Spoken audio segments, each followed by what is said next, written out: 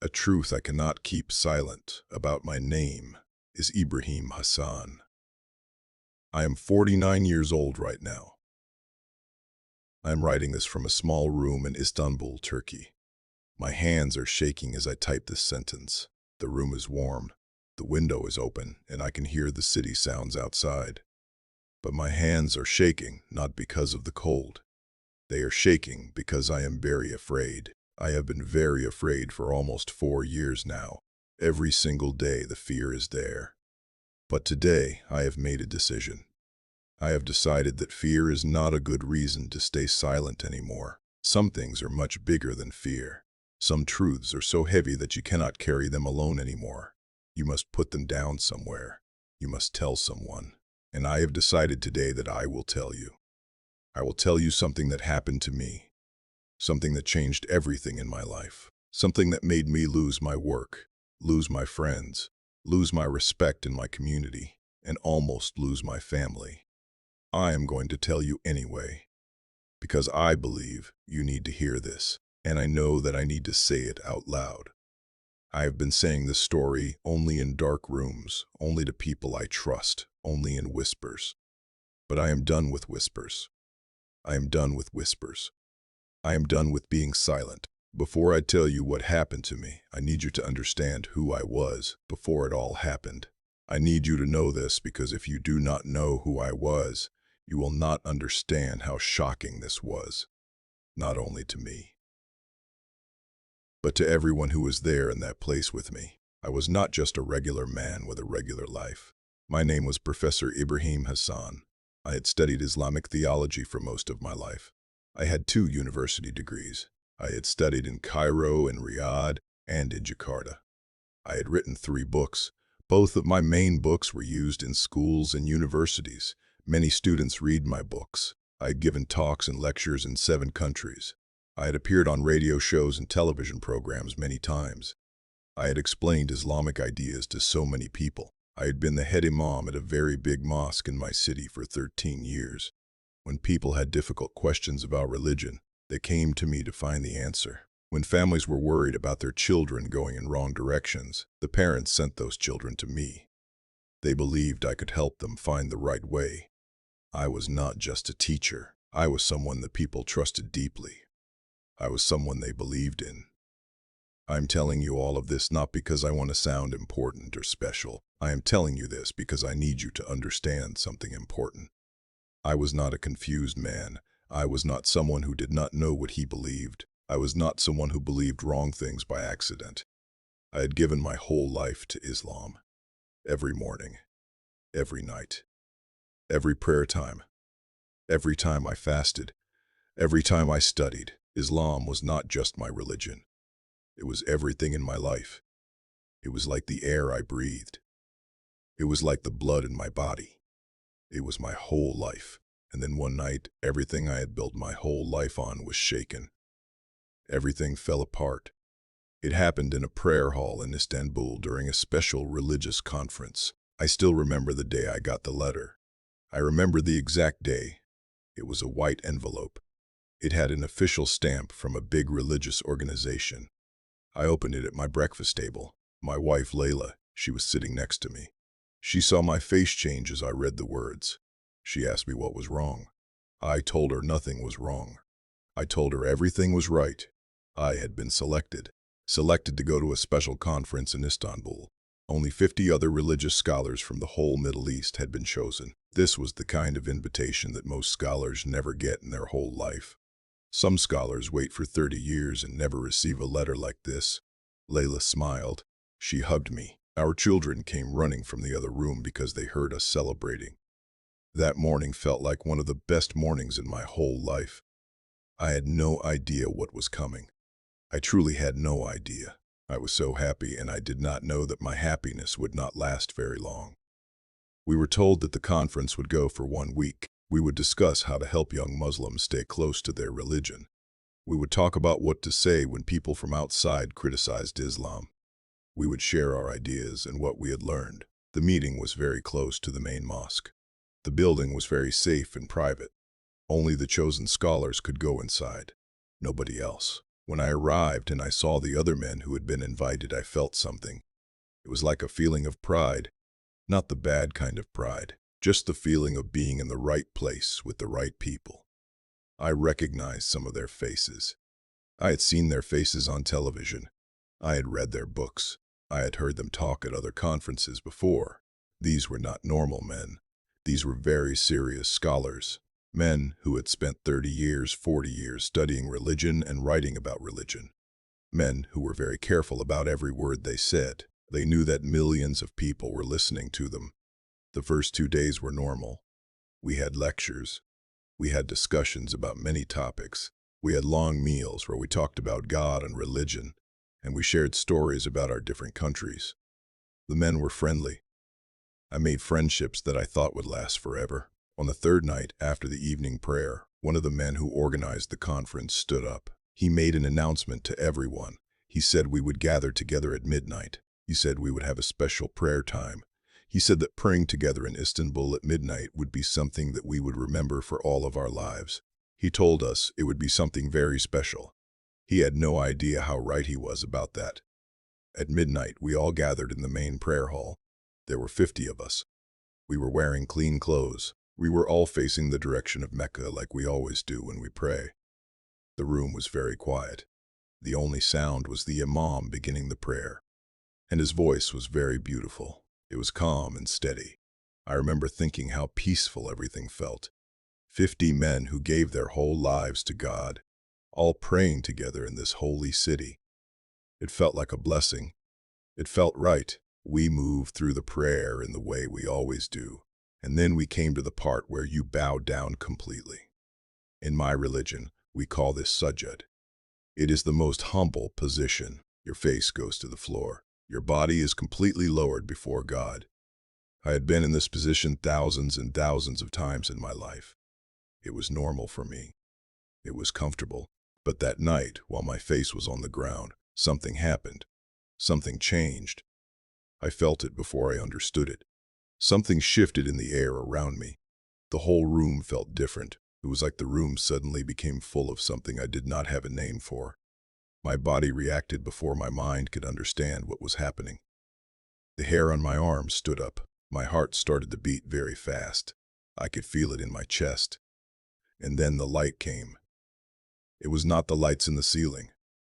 I know this because my eyes were closed. My face was against the floor, but I could see light through my closed eyes. It was bright and clean and pure. It was not harsh. It was not making my eyes hurt, but it was bright in a way that felt alive. It felt like the light was a living thing. And then I felt a presence. I do not have the right words to describe this feeling. I have tried many times to find the right words, but I never can. The best way I can explain it is this. Imagine that you have been in a completely empty room your whole life. And then suddenly something very big walks into that room. Something so much bigger than you that the whole room feels different just because it is there. The air feels different. The temperature of the air feels different. The sound in the room feels different. Even the way you feel in your own body feels different. That is what happened to me. Except there was no sound at all. There was just this overwhelming feeling, this overwhelming knowing that something very far beyond anything I had ever known had entered that room. I lifted my head. I could not stop myself from doing it. My body just lifted my head up, and when I looked up, I saw him. There was a man standing in the middle of the room. He was wearing white clothes, and light was coming from him. I want to be very clear about this. The light was not coming from behind him. The light was coming from him, from his skin, from his face, from his hands. He was the source of the light. He was shining with this light, and he was looking at all of us. I looked around the room very quickly. I needed to know if other people were seeing what I was seeing. And every single man in that room had lifted his head. Every one of them was looking at this figure.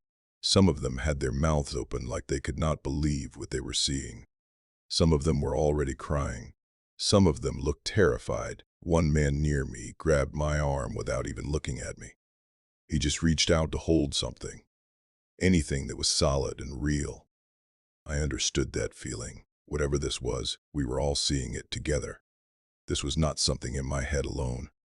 This was not a dream that only I was having. 50 men were seeing the exact same thing at the exact same moment. That fact alone made my legs feel like they were made of water. I could not stand up. My legs would not work. He did not open his mouth. No words came out of his mouth. But something was happening inside me as I looked at him. It was like information was being placed directly into my heart, not into my ears, into my heart, into the deepest part of me. And the information was clear. So clear that there was no confusion. There was no way to misunderstand it. I knew who he was. I did not want to know. I fought against this, knowing with everything inside me. But I knew. This was Jesus. Not the prophet Jesus that I had studied and taught about for so many years. Not the messenger from God whose stories I had read in the Quran many times. This was someone with authority that went so far beyond what a prophet is, that the word prophet could not even come close to describing what I was feeling. It was like the word prophet was too small, too limited. He held out his hands to show us, and I saw the scars. I saw holes in his palms, old wounds, wounds that somehow still looked like wounds even though they must have been very old. The wounds told the story without any words being spoken. He showed us his feet too. The same kind of marks were there. The same scars. And we all understood without anyone saying anything, without a single word being spoken. We understood what those wounds meant. We understood what they had cost him. We understood what they had been for. The message that came into all of our hearts was the same. It was clear. He had died. He had taken something upon himself that was supposed to be for us. He was not just a man who had lived and taught and left behind some good ideas and some wisdom. He was something else. Something completely different. He was the Son of God. He had died for us. He had come back from death. He was alive, and he was standing in front of 50 Islamic scholars telling us, without any words, that everything we had taught our people about who he was had been wrong. I felt the most complicated feeling I have ever felt in my whole life in that moment. It was not just shock. It was not just fear. It was grief. A very deep grief, because I understood as I looked at him that I had spent 20 years telling people something that was not the whole truth. I had done it with all my heart. I had been sincere. I had not been trying to lie to anyone. But sincerity does not make something true, and I had been wrong, very wrong. He was not angry at us. I want to make this very clear. There was no anger in what I felt coming from him. There was something else, something that I can only describe as love. A love so strong, so personal, it felt like he knew every one of us individually. He knew every mistake we had made. He knew every moment when we felt proud of ourselves. He knew every time I had refused to answer a question because I thought I already knew the answer. He knew everything about us, and he was not disgusted by what he knew. He was not punishing us. He was showing us the truth because he wanted us to be free. He wanted us to understand who he really was. Then he was gone. The light disappeared. The presence that had filled the room lifted away from us, and we were left alone in that room. 50 of the most educated Islamic scholars in the world sitting on the floor. Some of us were shaking. Some of us were crying. Some of us were staring at the place where he had been standing, like we were waiting for him to come back. Nobody spoke for a very long time. The silence was so heavy. When someone finally did speak, it was an older man, a scholar who was in his late 60s, a man who had been teaching Islamic theology longer than some of us had been alive. He spoke in a voice that was barely above a whisper. He said, "What did we just see?" He looked around the room slowly at all of us. What was that? That question broke the silence. And then everyone was talking at the same time. Voices were overlapping. Some men were saying it must have been some kind of test. Others were saying it had to be a trick. Some said it was some kind of technology or an illusion. Others said it was spiritual deception. They said something evil had appeared to confuse us and mislead us. But even the men who were saying these things, even the men who were fighting the hardest against what had happened, even they could not explain one thing. How could 50 people all see and feel the exact same thing at exactly the same moment? How was that possible? I went back to my room that night and I did not sleep. I lay in my bed and I tried to pray. But I could not find the right words. I tried to read, but the words on the page meant nothing to me. I just lay there and stared at the ceiling. I went over it again and again in my mind. The light, the presence, the scars on his hands, the feet, the message that had gone directly into my heart without any sound at all. I told myself it was not real. I told myself there had to be another explanation. I told myself that 20 years of study could not be wrong. I told myself all of these things, but I also could not make myself stop seeing those hands. I could not stop seeing those scars. 2 nights later, I was sitting in my hotel room alone. I was trying to read, and then the room filled with that same light again. He appeared to me. Just to me this time. No one else in the room. Just me and him alone. I was terrified. I will not pretend I was calm or brave. I was very afraid. But the fear did not last long. It did not last long because of the way he looked at me. He looked at me the way a father looks at a child who has been lost for a very long time, a child who has finally come home. He did not look angry. He did not look disappointed. He just looked so deeply glad to see me. He communicated with me the same way as before. Directly into my heart, he revealed to me that he had not come to destroy me. He had come to save me. He showed me that the path I had been walking on, even though I had been sincere, was not leading me to where I thought it was leading me. He showed me that he was the way, not one way among many ways. The way. He showed me his hands again, and this time he helped me understand something that I had never been able to understand, no matter how many years I studied Islam. Real forgiveness. Not the kind of forgiveness that depends on how many prayers you said or how many good things you did. Not the kind of forgiveness that is hanging over your head as something you might or might not receive at the very end of your life when you die. This was different. This was forgiveness that was already purchased, already finished, already paid for by those scars on his hands. Every debt was already paid. Everything was already finished. I fell on my face on the floor of that hotel room. And for the first time in my whole life, I prayed. But I did not pray toward Mecca. I prayed to Jesus. I told him that I believed in him. I told him that I was very sorry for all the years I had pointed people away from him. I told him that I wanted to follow him. Even though I had absolutely no idea what that was going to look like, I had no idea what would happen next. When I stood back up from that floor, something was different in my chest. A weight was gone. A weight that I had been carrying for so long that I had stopped noticing that it was even there. A fear was gone. Not the fear of being watched or arrested. That fear would still be there. That fear would only grow with time. But a different kind of fear was gone. The fear of never being enough. The fear of the judgment that was coming at the end of everything. That fear had disappeared. And in its place was something quiet. Something solid. Something I had been searching for my whole life without even knowing what I was looking for. A few weeks after the conference ended, we were all brought back to Istanbul.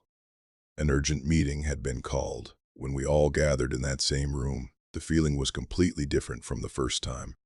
The feeling was very tense, heavy, like a storm was coming. A senior leader stood up and spoke to all of us. His face was very serious. He said that the religious authorities had received some very disturbing reports. He said that some men in our group were claiming to have had some kind of spiritual experience. He said that some of us were now expressing doubts about what Islam teaches. He said that the religious council had investigated everything that happened. They had reached a decision. He said that whatever had happened in that room had been a deception. It had been a spiritual attack. It was meant to confuse and mislead important religious leaders. He said that anyone who continued to say that what they saw was Jesus Christ would be considered to have left Islam, and leaving Islam had very serious consequences. He looked around the room slowly as he said this, making sure everyone understood what he meant by serious consequences. The message was very clear. If you say you believe this, there will be punishment. Some of the scholars immediately agreed with him. They said yes, of course it had been a test. Of course they had never really believed what they saw was Jesus. Of course they remained faithful Muslims. I watched their faces as they said these things. Some of them I believed. Their fear was real. But some of them I could see something different. I could see something in their eyes. A look that said they were saying what they had to say to stay safe. They were lying, but some of us could not say it. I know it sounds strange. I know it sounds like the wrong decision to make. But when you have seen what we saw, when you have felt what we felt, when you have had that presence enter your heart and change you from the inside out, you cannot stand up in front of people and say it was not real. You just cannot do it. It would be a lie so big that it would hollow out everything else inside you. It would destroy you from the inside. About 20 of us stood up, one by one, and we said that we believed what we had seen was real. We said that Jesus had appeared to us. We said that we could not deny what had happened. I was one of them. I stood up. I said these words, and I knew that everything was about to change. I knew that I was about to lose everything, but I could not stay silent. Within a few hours, we were arrested. They took us to a place outside the city. They took our phones. They took everything we had with us, and then they began trying to make us change our minds. First, they used words, long hours of people shouting at us, calling us traitors, calling us liars, telling us we had lost our minds, telling us we were bringing shame on our families, bringing shame on our countries, bringing shame on our religion. They told us we were destroying everything. Then, when the words did not work, they tried other things. I will not describe everything that happened in that place. Some of it is still too difficult to say out loud. But I will tell you that I watched older men, scholars in their 60s and 70s, experience things that no human being should ever experience, all because they told the truth about what they saw. None of us changed our story. We had seen what we saw. We knew what we knew. And no amount of pressure or pain can make a person unknow something that they know deep in their soul. It is impossible. They held us for more than a month, more than 30 days. In the end, I think they realized they had a problem. We were not unknown people. We were not people who could simply disappear without anyone asking questions. We had families. We had colleagues. We had students. People would ask about us, so they came up with a different plan. They told us we would be sent back to our home countries. But there were conditions. We were not allowed to continue working as religious scholars or imams. We were not allowed to speak publicly about what had happened. We would be monitored. And if we broke these rules, we would come back and face consequences far worse than what we had already experienced. The message was clear. Stay silent or suffer. I was put on a flight to Istanbul. My home is here.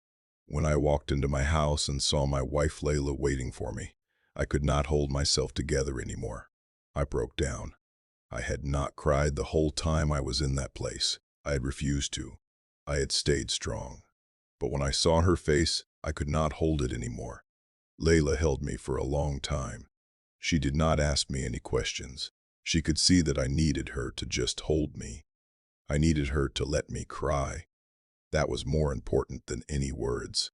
Later that night, when our children were asleep, I sat with her. I told her everything. I started from the beginning, the prayer hall, the light that came, the figure dressed in white, the scars on his hands and feet, the feeling that went directly into my heart without any sound.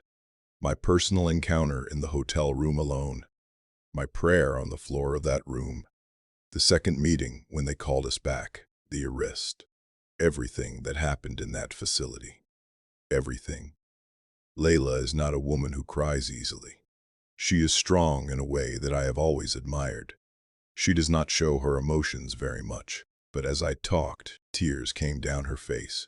Not big tears, just a steady, quiet flow of tears. When I finished speaking, she sat for a very long time without saying anything. The silence was long. Then she told me something that I was completely not prepared to hear. She said that while I was gone, she had been having dreams. In these dreams, a man in white appeared to her. He did not say very much. He mainly just told her not to be afraid. He told her that I was being protected. He told her that something important was happening, even though it looked terrible and scary from where she was standing. She said the man in the dream had a kind face, and she said that every time she woke up from these dreams she felt calm, even though in her regular waking hours she was desperately worried about me. She did not know where I was. She did not know if I was alive or dead. But these dreams gave her peace. I asked her to describe the man in the dream, and as she described him, I knew exactly who he was.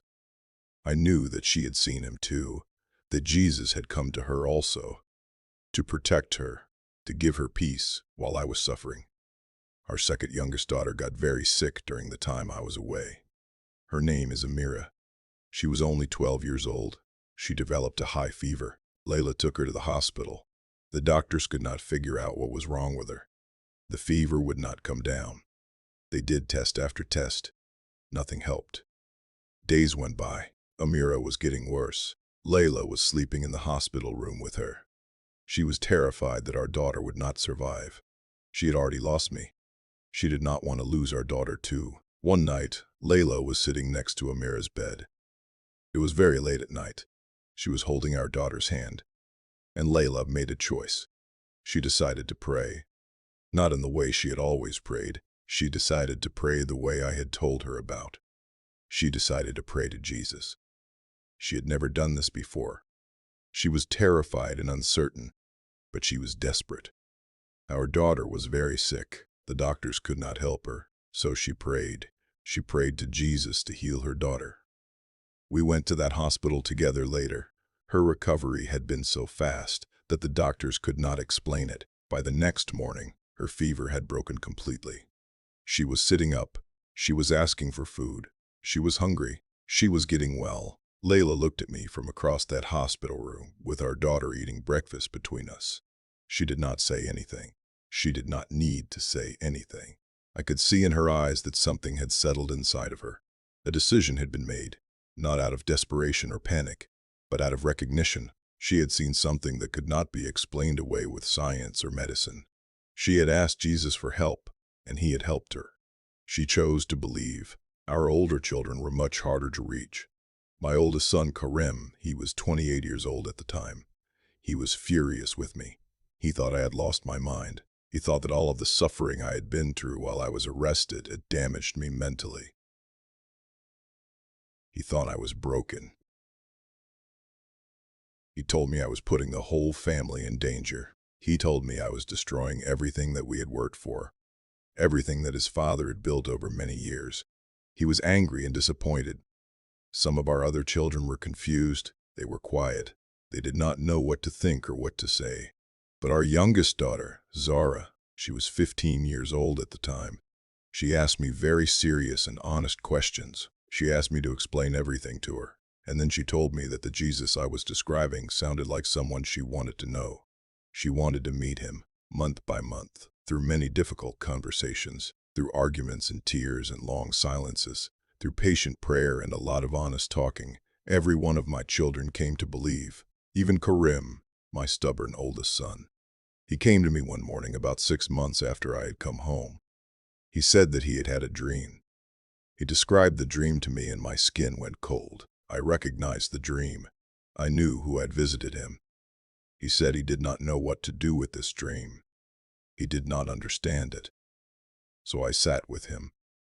We talked for a very long time. We talked about what it meant. We talked about who the figure in the dream was. By the end of that conversation, my angry oldest son was sitting with his head in his hands. He was crying, not sad crying, a different kind. The kind of crying that happens when something tight inside of you finally lets go. When something heavy finally becomes light. All of us became followers of Jesus. My wife Layla, all of my children. My mother came to visit us from her city. She heard the story.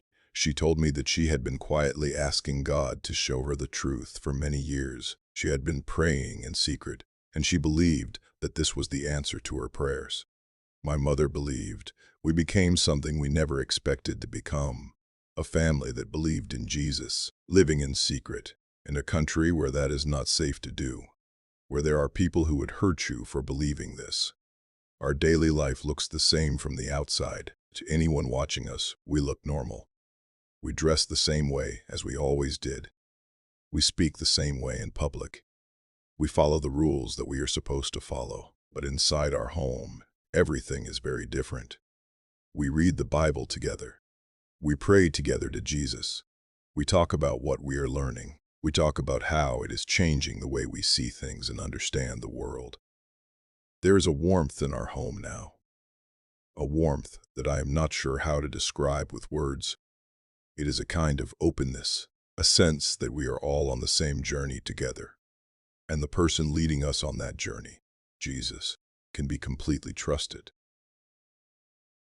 But the fear does not go away.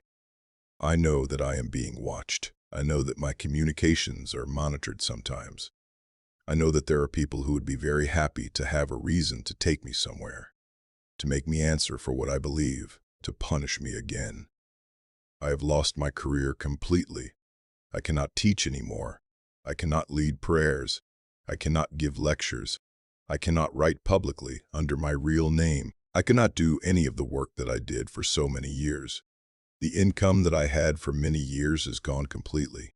Supporting my family has required help from other believers, other people who believe like I do. They have been generous to us in ways that make me feel humble. I feel deep gratitude toward them. I have stayed in careful contact with the other scholars who were arrested with me in Istanbul. We are scattered across different countries now, all of us living in some version of the same reality. We believe in Jesus in secret, but we are restricted. We cannot live openly as what we have become. But all of us are still believing. We are still standing firm, despite everything that has been done to try to break us. Some of the other men have had even harder stories than mine.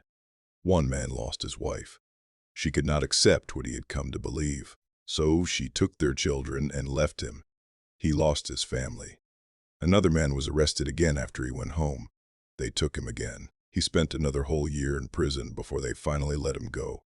A third man had his home burned down while he was inside it. People from his own neighborhood found out that he had left Islam, so they set his house on fire. He survived, but only barely. He lost everything. And yet every single one of us, as far as I know, has not gone back. We have not recanted. We have not said we were wrong. Because you cannot unsee what you have seen. You cannot unknow what you know. Once you know something in your deepest heart, you cannot pretend anymore. You cannot lie about it. I think about the other men who were in that room, the ones who said it was not real, the ones who signed papers that said they remained faithful Muslims, papers that said they were never confused. I do not judge them. I truly do not. I understand the weight of what they would have had to give up, the price they would have had to pay, but I wonder about them sometimes. In the quiet moments when I am alone, I wonder if they still think about what they saw. I wonder if they see those scars when they close their eyes at night. I wonder if they remember that presence, that overwhelming presence that filled the room. I am sharing this story now because I believe that people need to hear it. I know it will be very difficult to believe. I know that people will say I am lying, or that I am exaggerating what happened, or that I have been confused by everything that I went through. I understand why someone would think this. I would have thought the same thing before that night in Istanbul, before I saw what I saw with my own eyes, but I am asking you to consider something important. What reason would I have to make this up? What would I gain from telling the story? I have lost my profession. I have lost my reputation in my community. I live with constant uncertainty. My family and I carry this weight every single day. There is nothing I have gained by believing this, nothing that is good or beneficial. Everything that I have gained, I gained the moment I stopped pretending, the moment I stopped lying, the moment I admitted what I knew in my heart. Jesus is real. He is not just a figure in a history book. He is not just a name in a religious text. He is alive. He is real. He can walk into a room filled with 50 men who have spent their whole lives denying who he is, and he can show them the truth in a single moment. He appeared to us, and if he can do it for us, he can do it for anyone. He can appear to anyone. He can show himself to anyone. If you are reading this and you are someone who has been taught that Jesus was only a prophet, I am asking you to do something. I am asking you to ask him. Ask him to show you the truth. You do not have to abandon everything immediately. You do not have to have it all figured out. You do not have to understand everything. Just ask him, sincerely, with an open heart. Just say to him, if you are real, show me. I want to know the truth. That is enough to start. That is enough. He will answer. I know this because I have seen it happen, not just with me, not just with my family, but with every single person who has reached out to him with an honest heart, who has asked him genuinely, who has not been afraid to seek the truth. The truth cannot be buried forever. No amount of money can keep it buried. No amount of threats can silence it. No amount of official statements can hide it, because the truth is not a piece of paper that can be locked in a room somewhere. The truth is a person. The truth walked into that prayer hall in Istanbul, and he stood in front of 50 men, and he showed us his hands. And that kind of truth does not go away. It does not disappear. It does not fade with time. My name is Ibrahim Hassan. I was a respected Islamic scholar for more than 20 years, and I am now a follower of Jesus Christ. This is my story. I am telling it because I believe it matters. I believe it matters more than my safety, more than my comfort, more than everything I have already lost. Because at the end of everything, the truth is the only thing that is worth standing for, the only thing that is worth the price.